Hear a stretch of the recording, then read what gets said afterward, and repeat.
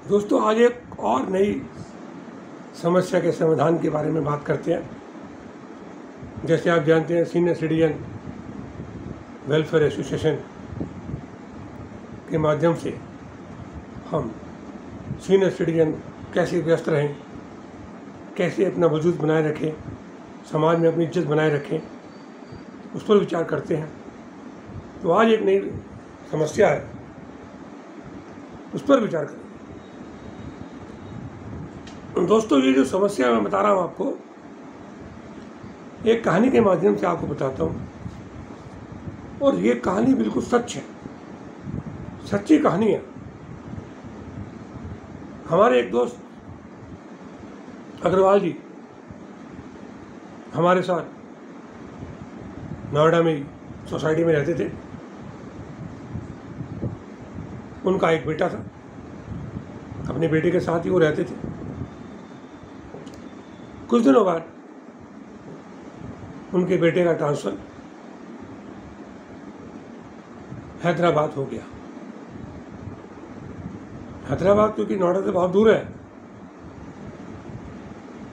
इसलिए सभी सामान ले जाना वहाँ पर घर का बड़ा मुश्किल था। इसलिए जो घर की बड़ी बड़ी वस्तुएं थी, उनको बेचने का विचार किया गया कि भाई इनको बेच देते हैं, वहाँ पे दूसरे नए खरीद लेंगे। तब उन्होंने एक सोफ़ा, जो कि उन्होंने पिछले 6 महीने पूर्व भी खरीदा था 32,000 रुपये का, और एक डबल बेड जो 35,000 रुपये का खरीदा था, एक अलमारी गोदरेज की जो कि 12,000 रुपये की खरीदी थी, और एक ऑटोमेटिक वॉशिंग मशीन जो कि 18,000 रुपये की खरीदी थी। क्योंकि बड़ी बड़ी चीज़ें थी, सभी को हैदराबाद ले जाना बड़ा मुश्किल था। सभी चीज़ों को हैदराबाद ले जाने के लिए ये विचार आया कि वहीं ले चलें। तो ट्रांसपोर्ट से बात करी कि भाई ये सब सामान है हमारा, ये ट्रक के माध्यम से आप हैदराबाद पहुंचाने के कितने पैसे लोगे। तो उसने 1,20,000 रुपये किराए के बताए। बहुत ज़्यादा किराया था। तो विचार ये बना कि भी इनको यहीं भेज दो। तो उन्होंने पास के कबाड़ी बाज़ार है, कबाड़ी से पूछा, क्योंकि कोई खरीदने वाला तो था नहीं। अब कबाड़ी को बुलाया तो उन्होंने 32,000 रुपये के सोफ़े के कुल 3,000 रुपये देने की बात कही, और 35,000 रुपये का जो डबल बेड था उसके 4,000 रुपये, और अलमारी के कुल 1,000 रुपये, वॉशिंग मशीन के कुल 3,000 रुपये, यानी कि कुल 11,000 रुपये, 97,000 रुपये की कीमत के वस्तुओं के उसने देना तय किया। इस प्रकार 86,000 रुपये का अग्रवाल जी को साफ साफ नुकसान दिखाई दे रहा था। लेकिन मजबूरी थी, कोई अन्य व्यवस्था थी नहीं। मकान छोड़ना था नोएडा का, वरना उसका किराया 15,000 रुपये महीना अलग जाता। ये जानते हैं आप, नोएडा में 15 से 20,000 रुपये महीना किराए पर मकान मिलता है। तो ऐसी स्थिति में उनके पास बेचने के अलावा अन्य कोई रास्ता नहीं था। तो जब अग्रवाल जी बड़े परेशान कि इस तरह तो हमारे बच्चों का रुपया जो बड़ी मेहनत से वो कमाते हैं, और जो कुछ अनपढ़ लोग जो छोटा मोटा बिजनेस करते हैं, वो हज़ारों रुपए की चीज़ उसी रुपए में खरीद कर आगे दोबारा बेचकर मोटा मुनाफा कमा रहे हैं। तो बड़े परेशान थे। और ये परेशानी सिर्फ अग्रवाल जी के साथ ही नहीं, आने वाले समय में हम सब पर आने वाली है या हम सब पर आ रही है। तो क्या हम सीनियर सिटीजन इस समस्या का समाधान नहीं कर सकते? हमने हर तरह की समस्या का समाधान अपने जीवन में किया है, क्या इसका कोई समाधान नहीं निकाल सकते? नहीं दोस्तों, ऐसा नहीं है। हम हर तरह की समस्या का समाधान निकाल सकते हैं, लेकिन सिर्फ ज़रूरत है उसके लिए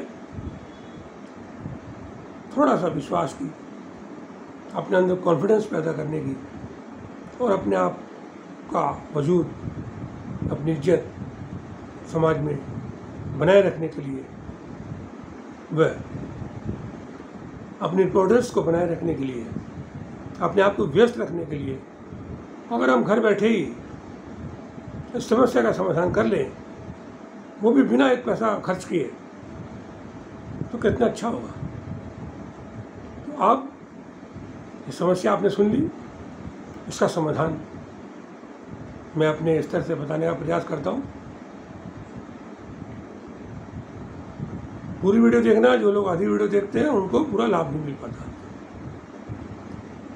जैसे आप जानते हैं, मैंने इससे पूर्व भी बहुत सारी समस्या जो सीनियर सिटीजन की, जो समाज में आज आ रही है, हो रही है, उसका समाधान के बारे में पूर्व में बहुत सारी वीडियो जारी कर रखी हैं। आप हमारे चैनल लेबर प्रॉब्लम सॉल्यूशन या जो यूट्यूब पर है, या हमारे WhatsApp group senior citizen welfare association के साथ जुड़कर सभी समस्याओं का समाधान बड़े आसानी से प्राप्त कर सकते हैं, वो भी बिना एक पैसा भी खर्च किए। तो अब इस समस्या का समाधान करने से पूर्व मेरा आपसे फिर ये निवेदन है कि अगर नोएडा में आपके पास 2 BHK या 3 BHK का कोई मकान बिक्री के लिए है, बिना ब्रोकर की दलाली के, अर्थात सीधे कोई मालिक बेचना चाहता है, तो मुझे उसके बारे में जानकारी दिए जाने का कष्ट करें, जिससे कि मैं स्वयं या अपने किसी रिश्तेदार को उसका लाभ दिलवा सकूँ। आपको वीडियो पसंद आई हो तो लाइक और सब्सक्राइब और शेयर अवश्य करें, विशेषकर सीनियर सिटीजन ग्रुप में, जिससे कि वो अपने बच्चों का, वे अपने दोस्तों का, किसी भी समस्याओं का समाधान आसानी से कर सकें और वो अपने आप को व्यस्त कर सकें। तो दोस्तों, इसका बहुत छोटा सा समाधान है कि हम अपनी सोसाइटी में ही एक ऐसी व्यवस्था कर दें कि यदि कोई सोसाइटी का कोई सदस्य अपना कोई सामान बेचना चाहता है या खरीदना चाहता है, तो वह सोसाइटी के कार्यालय में उसकी सूचना दे दे और वहाँ से हम सीनियर सिटीजन उसकी जानकारी लेकर अपने ग्रुप में डाल दें। जिस व्यक्ति को बेचना होगा वो बेच सकता है और जिसको खरीदना होगा वो खरीद सकता है। सस्ते और अच्छे दामों पर दोनों को फ़ायदा हो सकता है, दोनों उसका लाभ उठा सकते हैं। जिसके संबंध में आपके बच्चे, आपके पड़ोसी, आपके दोस्त आपके संपर्क में रहेंगे, आपसे अपनी समस्या के बारे में बताएंगे, जानेंगे, आपको फ़ोन करेंगे, आप व्यस्त रहेंगे और समाज में अपनी इज्जत भी बनाए रखेंगे। इस प्रकार आप अपनी व अपने दोस्तों की सभी समस्याओं का समाधान कर लाभ उठा सकते हैं।